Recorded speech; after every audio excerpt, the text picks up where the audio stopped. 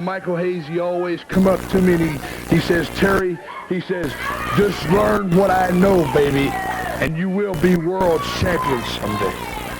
But you know something, Gordon Soley? I've already gone over that. I've already gone over Michael Hayes. As you can see, I am one half of the new Georgia Tag Team Champions. Right. Well, thank you very much, gentlemen. And again, congratulations to Superfly Jimmy Snuka and Terry Gordy. I've also asked Ken Patera, the world's strongest professional wrestler, to join me out here today for, a very, very special reason. You know, there's no respect out here. You know, when I came to the South from up north, I thought everybody was a gentleman and every lady was a lady. Well, I found out that that is not true. Look at here. No respect. You're looking at your champion, people. I am the Georgia State champion, and I still don't get no respect.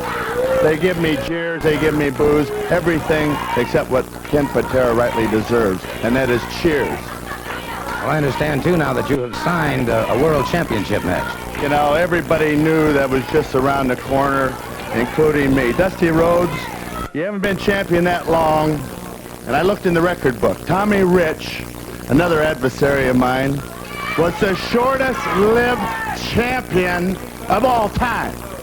Now, Dusty Rhodes, you're in line to become the #2 shortest-lived heavyweight champion of all time, because Ken Patera has you where he wants you, and that's in a corner. Dusty Rhodes, look at the body, look at the physique. Speaking of your body and your I am in physique, shape. I have what it takes to beat the world champion and to become the new world champion along with the state of Georgia champion. Mr. Patera, I have been literally inundated with letters at the one amazing feat of strength that you did, and that was blowing up a hot water bottle.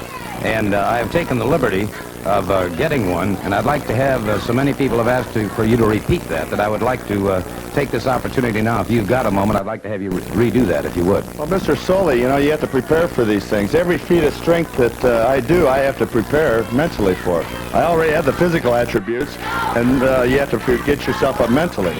Well, I hate to put you on the spot, but I wonder if you'd mind. Well, you have me on the spot. Well, let me just open this up then, and if you... You have to have protective goggles or protective eyewear, which I don't have with me. How do you propose? Should I just... Why not just blow it up like you've done it before? That's the thing that I would like to see you do.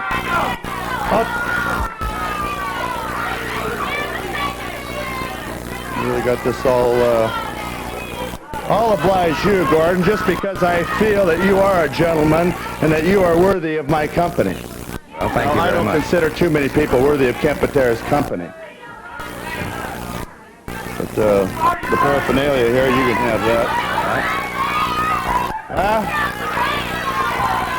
I'm going to do this.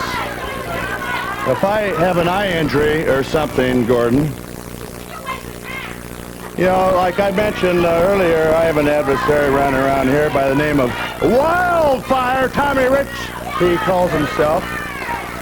Well, Tommy Rich, I saw you in the studio back there. Why don't you come out here and witness another feat of strength by the world's strongest man. As if you have the guts. I don't know. I know he's on the monitor somewhere around here.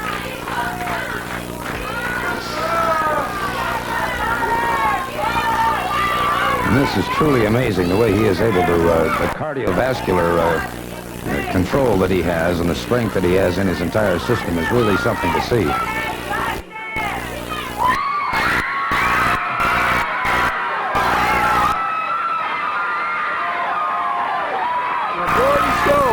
You know, that just proved my whole point about Mr. Ken Patera. He ain't nothing but a big bag of hot air, just like I've been saying about you the whole time, Patera.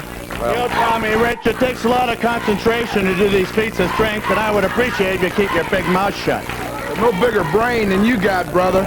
You need all the concentration you can get, so I'll... Wait a minute.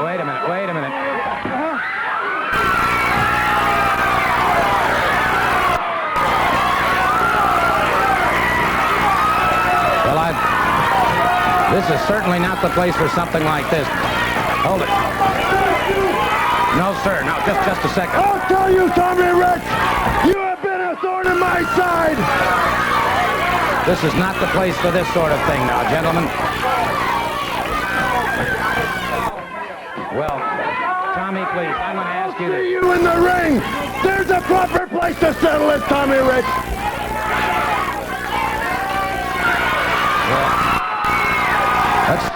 Let's turn it over to our ring announcer, please. Let's turn it over to our ring announcer.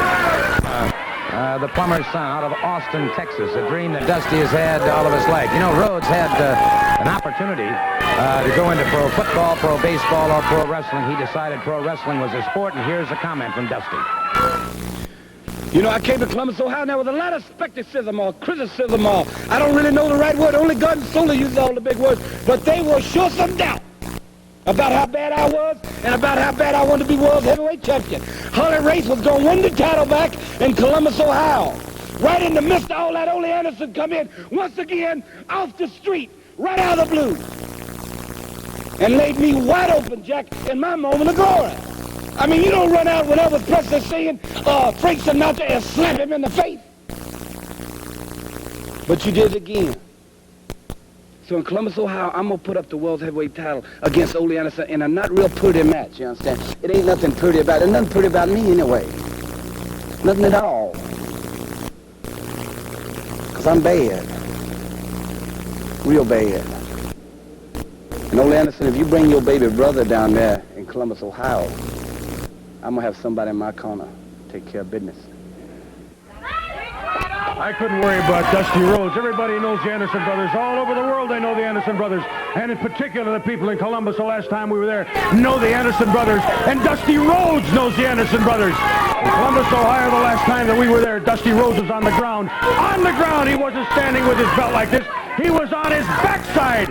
And he was bleeding. He looked like the stuck hog that he is.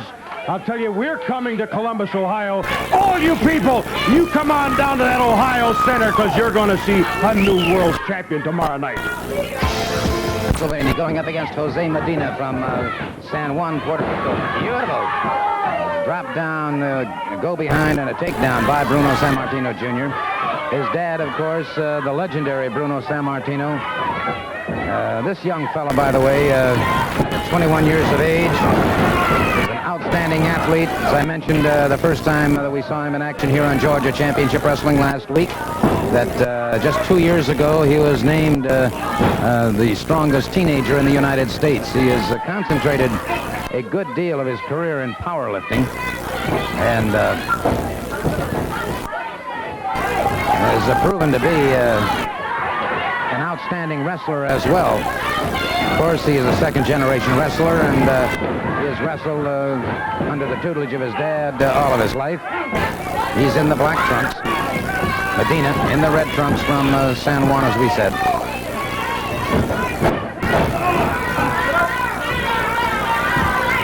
Sammartino now with the pressure applied to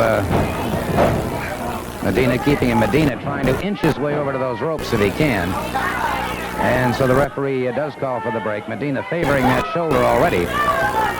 Thing about Sammartino, and I was talking to him before we went on the air. We met, we shook hands, and he has just tremendous strength. He does, I don't believe, realizes just exactly how powerful he is when he shakes hands with you. Top wrist lock into a back leg trip and takedown by Sammartino Jr.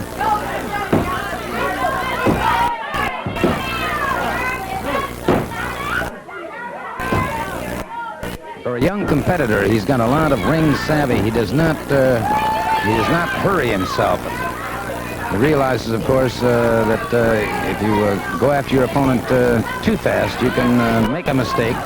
And the most critical point in time when you are wrestling is just at that moment when you're about to effect a pinfall, because that's when you're most vulnerable to be pinned yourself. And so Bruno Sammartino Jr. is a cautious competitor in that respect. He locks up collar and elbow, and it is Medina. And if Medina attempts to outpower him, that's a losing cause. Medina, a forearm on the break. And didn't phase Sammartino, but perhaps has angered him somewhat.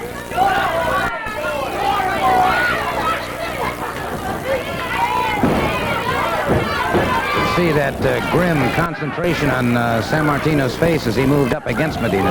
And a forearm that rocked Medina right back to the ropes.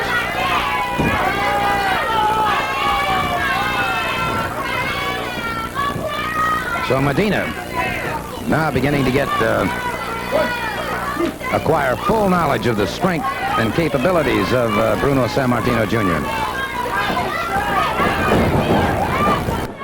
Once again, collar and elbow. And a takedown, very quick takedown by Bruno Sammartino Jr. Sammartino keeping the armbar on Medina. Drives the knee into the side of the rib cage and has Medina back to the canvas. Hammerlocks the arm. And drives that knee squarely into the spinal column. Coming around with a variation of the chin lock. After checking to make sure that there was no choke involved, and there was not.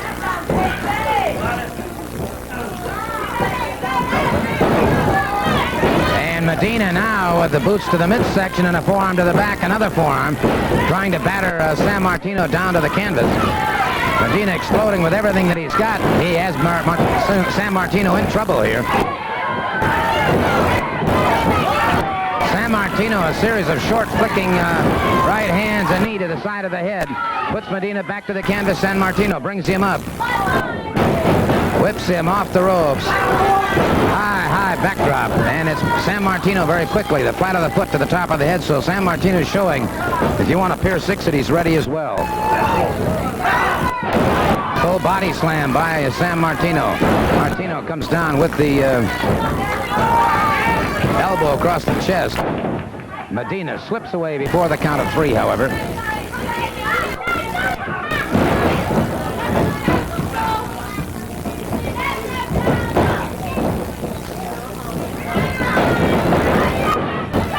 Martino caught him with a beautiful flying drop kick coming off the ropes. As Medina came off the turnbuckles, it was Sammartino up with an excellent flying drop kick. Now, power lifting him right up. And now slams him to the canvas. Again, Sammartino. Trying to hook him for a vertical suplex. Brings him up all the way. That may be all she wrote for... It was. That was all she wrote for one Jose Medina. So Bruno Sammartino Jr. victorious in this match over Jose Medina. The World Tag Team Champions. And there's no 2 wrestlers that can beat the Minnesota Wrecking Crew. No 2 wrestlers. We've taken 2, 3, 4 at one time, and we pushed them right through the mat. And this is the championship belt. So anybody, DBS, Dusty Rhodes, Rich, any of them, if you want to wrestle a Minnesota Wrecking Crew, you could be signed the contract. Of course, in Columbus, Ohio, you've got quite a task. In Columbus, Ohio, they figure they've got to split up a little bit because we're not wrestling in a tag match. I'm wrestling in a single. G's wrestling in a single. The man I'm wrestling is Dusty Rhodes, and as I said before, the last time I saw Rhodes, he was on his backside. You people in Columbus know that. You know I'm not lying. You come on down there tomorrow because you're going to see Rhodes not only on his backside, not only bleeding, but begging for mercy, and he himself will be handing me that new belt. Holly Race for 4 years. You know, I remember chasing Holly Race all over trying to win this piece of gold. Now I got the piece of gold. Now let me tell you something. There is one man above everybody else, above every other single human being that has got to be the real thorn in my side. Now I can testify all night long. But when I was laying on the concrete in Atlanta, Georgia, out beside my car, jumped, beaten with a tire tool, I got thinking about reality. Now, you can write what you want. You can talk about wrestling. You can talk about all the great fighters, and all the great wrestlers, and all the great football players, and all the great athletes all over the world. I'm one of them. I am the man right now, Jack. And when I was laying, like I said, on that concrete, I thought of one thing. There is one man behind this thing. And it's going to come down sooner or later to me and Ole Anderson. Okay, and I'll tell you what, talking about battles of giants, let's take a look at this battle between Bruiser Brody and Blackjack Mulligan. And this is something to watch indeed. I can assure you of that. Something unusual happens here. There you see Blackjack Mulligan now putting the claw hold on Bruiser Brody. But watch things very, very carefully now. Watch extremely carefully. The referee, and this, of course, Blackjack Mulligan is famous for. He has won countless matches using that claw hold to the head, and Brody is being driven back to the canvas. Both of these men over 300 pounds. Both of them 6'5" to 6'7". Extremely powerful. A battle of two complete giants here. And Brody battling his way back. Any average wrestler would have been out of it by now, but this, of course, was at the Omni on June 21st. Now watch as... look at Brody. Watch his hand. See, he's going into the boot. Watch his hand going into the boot. Mulligan, unaware of this situation. Now watch carefully, because Mulligan is set to go back to try and reapply that. Now watch Brody catching him. Now he had gone into that boot, taking something out. There was no question about it. Notice the way that hand is still clamped. Now covering the hand, a count of 3, but that must have been something very, very hard to catch Blackjack Mulligan like that.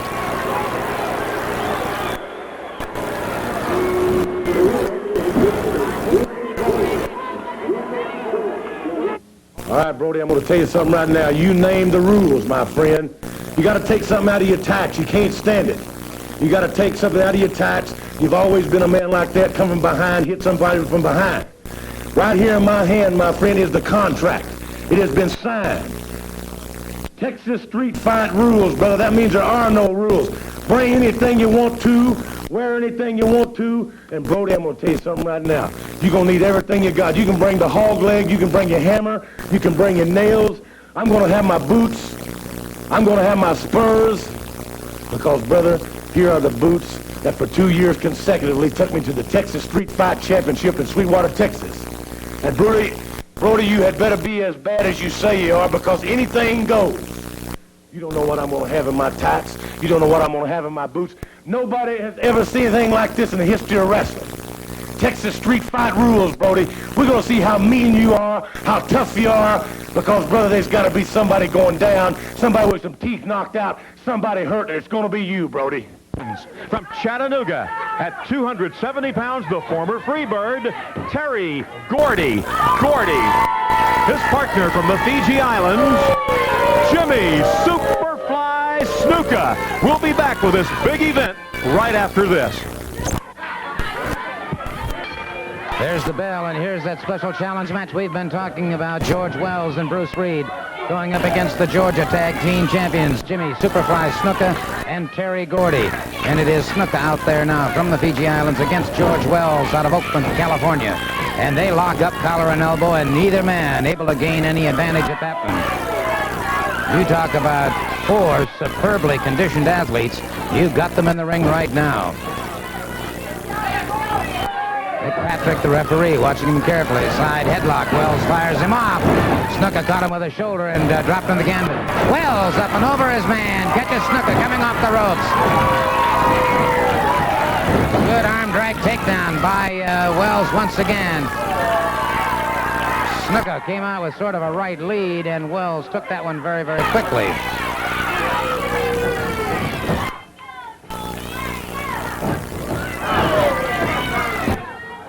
Side headlock now by Wells off the ropes, got him with a good shoulder smash. Leapfrog that time, and Snuka tried to set him. Wells caught him in the forehead with the flat of the foot. Beautiful move by Wells. Once again, a takedown on Superfly Snuka.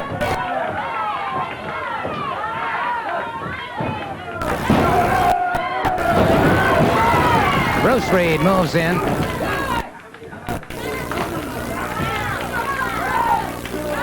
Reed has Snuka to the canvas.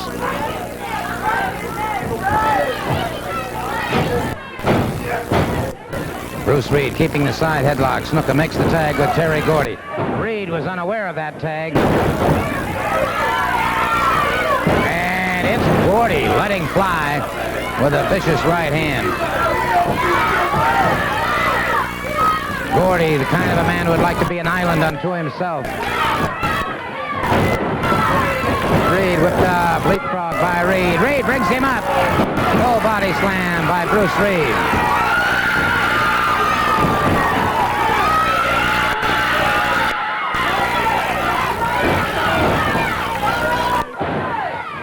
And it is Reed moving very effectively now. Makes the tag with Wells as he has Terry Gordy in a side headlock. Wells moves out. It's the side headlock. Gordy fires him off. And it was Gordy staggered backwards, but not off his feet, and again staggered backwards. Cross body block, beautifully executed by Wells. A near fall for George Wells. And so the Georgia Tag Team Champions finding themselves in a fight for their lives out here.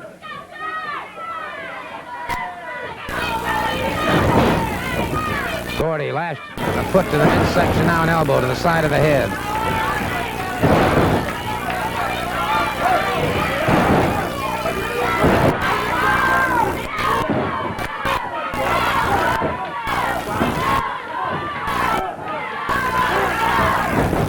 Double teaming on Wells now as Superfly Snuka moves in. Wells taking a lot of punishment. Nick Patrick, seeing Bruce Reed, did not see the action over here. And that's a typical diversionary tactic by Terry Gordy or by Superfly Snuka. Snuka, boot to the midsection, a hard jolting right hand to the side of the jaw. Snapmare to the canvas on Wells, and it's Snuka closing in with a rear chin lock.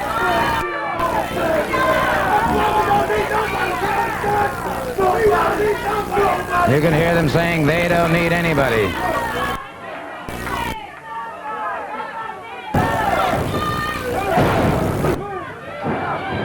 Double teaming on Wells before the count. Snapmare to the canvas once again and into a rear chin lock.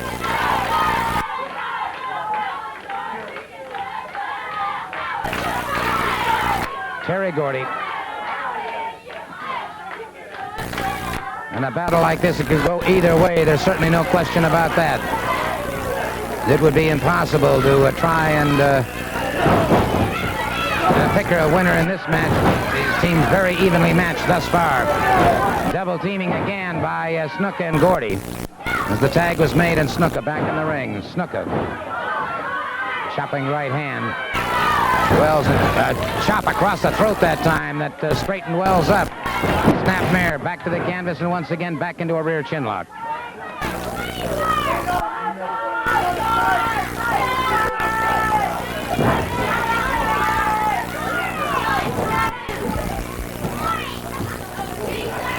Snuka and Gordy, I'm sure, as unpopular pair of tag team champions as ever existed. Wells firing to the midsection. Gordy, a cheap shot to the back. Gordy whips him off. Got him with an elbow coming in. It's Wells back to the canvas once again. Wells coming up rather slowly this time. Caught him in the midsection, catches him again. Gordy rips across the face of George Wells. Now, Snuka and Gordy once again double teaming. Bruce Reed finally breaks loose, and as he does, Gordy and Snuka continue to take advantage in the corner.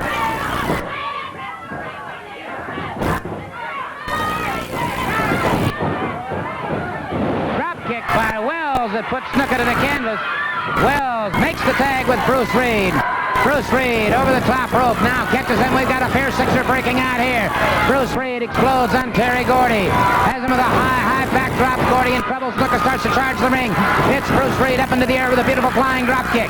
It's Reed now using the elbow very effectively now. Arm whips Gordy off the ropes. Catches him right at the belt line. Coming off the ropes. Bruce Reed closes in again. Gordy again rips across the face of Reed. Jolting right hand that put Reed back to the canvas. Reed powers out before the count of three. The tag is made with Snuka.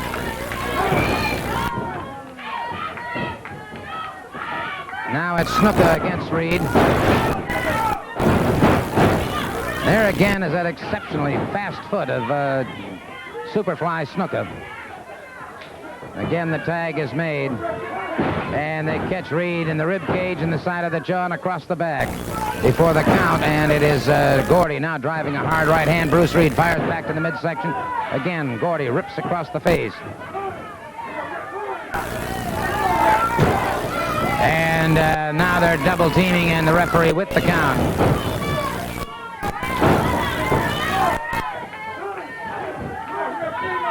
And repeated counts by the referee. And they continue the double teaming. Now the tag is made. Once again, a boot to the rib cage, a hard jolting blow to the side of the head. Bruce Reed trying to battle his way out of that corner, began a knee lift. Again, the tag is made. Snuka and Gordy tagging out very, very effectively.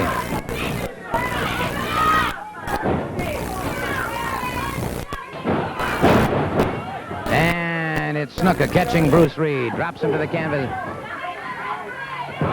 Bruce Reed fires to the midsection. Snuka makes the tag. Terry Gordy moves into the ring. And again, they're double teaming. They continue double teaming on Reed. Wells finally can stand it no longer, charges out, catches Snuka. And it's Terry Gordy. Look at this as Snuka up on that top rope crashes down across Bruce Reed.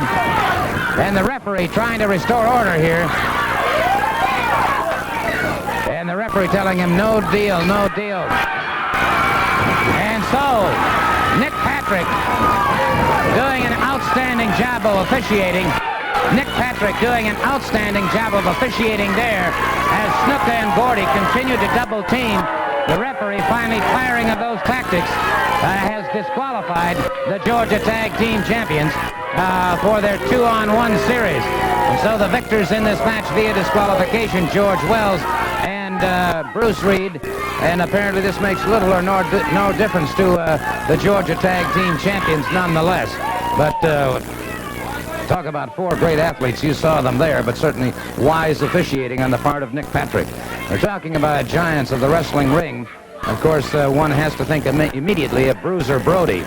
This man is another one who wastes no time with mercy on any opponent. And Bruiser Brody has some comments right now that I think bear listening to. Gordon Soley, you may not want to tell him what the score is, but yours truly will.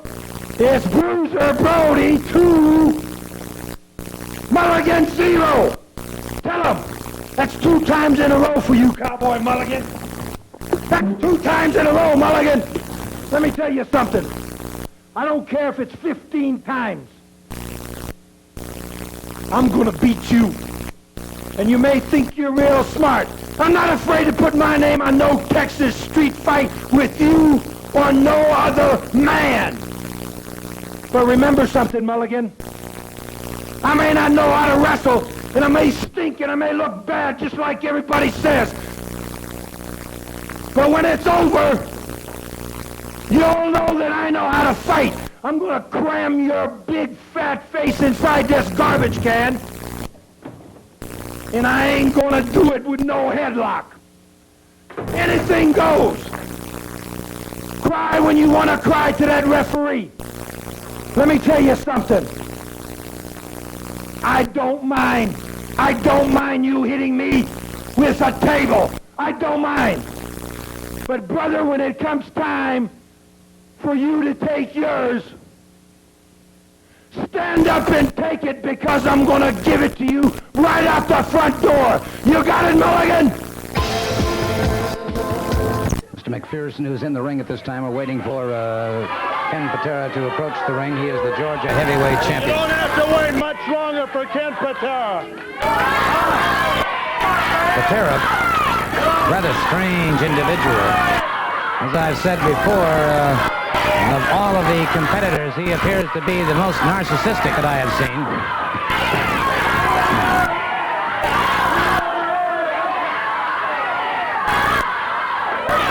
Rich McPherson out there. Patera again complaining that he doesn't get any respect. Well, one would have to assume you only get what you deserve, and Patera now getting set, removing his outer garments.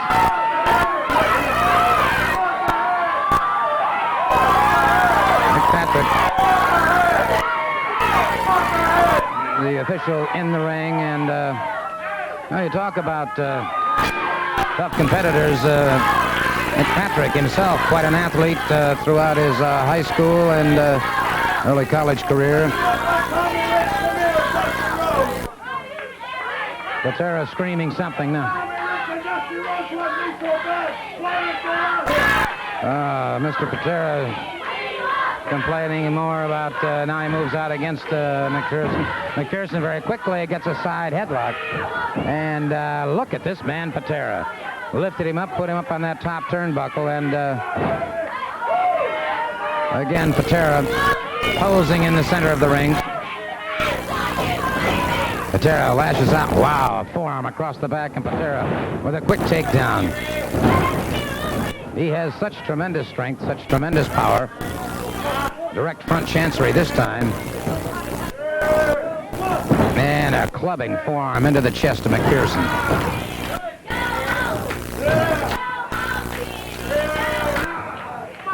McPherson trying to break free from it, could not.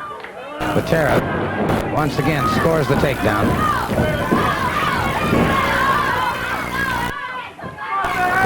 Patera is so strong and so powerful. An interesting matchup would be to watch this young man, Bruno Sammartino Jr., go up against Patera. Patera would hold the edge in experience on that, but I'm not so sure on strength. McPherson now had the arm drag and twist, but Patera, this is the thing about Patera. As strong as he is, as well-coordinated an athlete as he is, and as great a wrestler as he is, he will still take the shortcuts. Patera has him up, holding him into a vertical suplex position. Crashes him to the canvas. And Patera, obviously just very pleased with himself.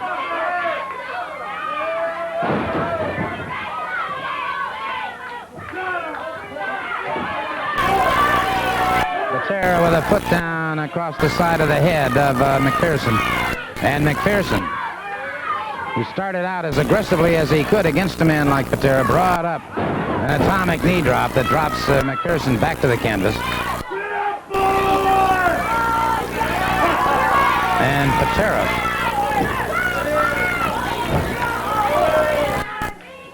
McPherson tried to hook around the head, but Patera just broke it up. Caught him with another forearm that drove McPherson back to his knees, back on his feet once again. Patera hurdles him through the ropes onto the concrete outside.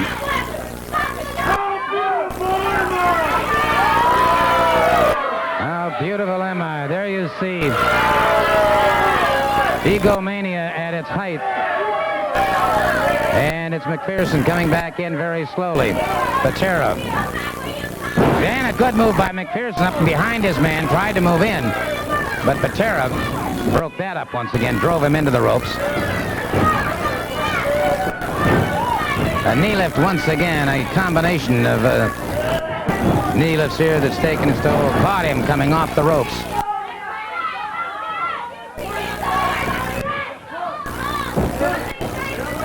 And he's got the full Nelson. There he goes into that swinging full Nelson. And he has a $5,000 offer to anybody who can break that swinging full Nelson. And I certainly don't think McPherson's going to be the man to do it. And this will, of course, cause unconsciousness if continued to be applied. And so Ken Patera, using the swinging full Nelson, destroys Mr. McPherson in short order indeed. And so Ken Patera chalks up another victory, and let me see if I can't get him over here for just a minute, because you certainly didn't appear to be in any kind of trouble in that match. Just playtime, Gordon. I want somebody that can give me competition. You know, I've embarrassed so many people that a lot of people are afraid to get in the ring with Ken Patera, because they know that I am the champion. And they know that when they're in the ring with Ken Patera, that they get hurt, they get punished, and they get embarrassed. Well, let's take a moment and talk about tomorrow night in Columbus, Ohio at the Ohio Civic Center. Of course, you're facing Tommy Rich. That's right. You know, Tommy Rich, it's not very often that Ken Patera is embarrassed, but you did accomplish that feat. When Gordon had the decency to ask me to perform a feat of strength of blowing up the hot water bottle, you came out here running your mouth. That takes a lot of concentration to do those things. And then you punched me. You laid me out. Well, paybacks are going to be real hard on your head come tomorrow night. Well, a week from Sunday, of course, you'll be going up against the world heavyweight champion Dusty Rhodes, the world title at stake at the Omni here in Atlanta. That's right, you know. Dusty Rhodes, you accomplished your dream. Well, Ken Patera has accomplished all of his dreams, except the big one, the World Championship gold. I have all the other gold medals and this gold belt, and I'm going to take that gold belt too. Whether you beat him or not, Ole Anderson, I have a contract for the World Championship match in the Omni. Gonna bring the world's heavyweight title to Columbus, Ohio. And it seems kind of strange because right away I'm gonna go and pick on somebody really bad. Somebody that I've had all the fuss and fighting and few I can stand with. Ole Anderson. Ole, you come on down and try to get it. And if you bring your baby brother, you know Puggy, if you bring Puggy with you, I'm gonna have somebody in my corner because we're gonna keep this train right in the ring. Sunday,